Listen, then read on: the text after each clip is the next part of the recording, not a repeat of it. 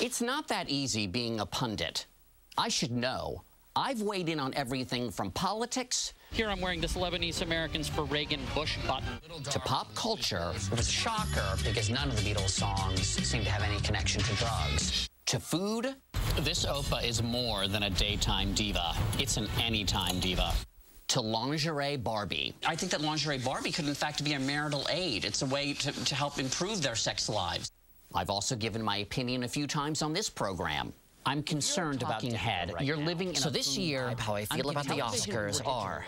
Contrary to common opinion, having a TV opinion takes work. I'm sorry, should we impose sanctions on Honduras? What does the other guest think? We absolutely should. Absolutely not. My biggest nightmare, one day I'll run out of opinions. I'm sorry, Wolf. I just don't have an opinion on where Blanket Jackson should go to school. We haven't used that in a while. Today, our punditocracy is thriving, with more opinion than ever. Cable news is keeping the nation's unemployment rate in check by deploying an army of them, a sort of WPA program for pundits. Many of us would otherwise be on the street.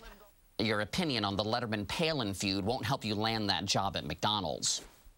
So how can you separate your run-of-the-mill pundit from the guy who actually knows what he's talking about? The opinion industry needs safeguards.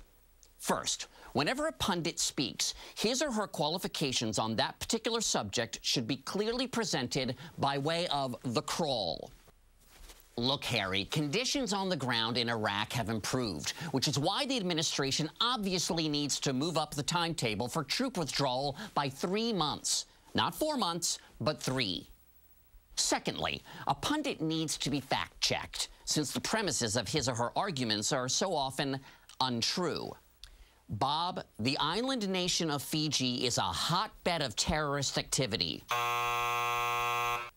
Currently, Fijians are developing explosive coconuts that can be hurled at American tourists.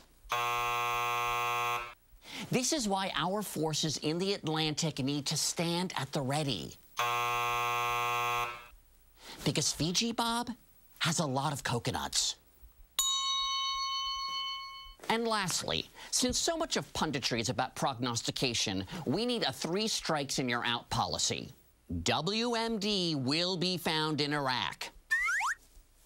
Hillary Clinton will be the party's nominee.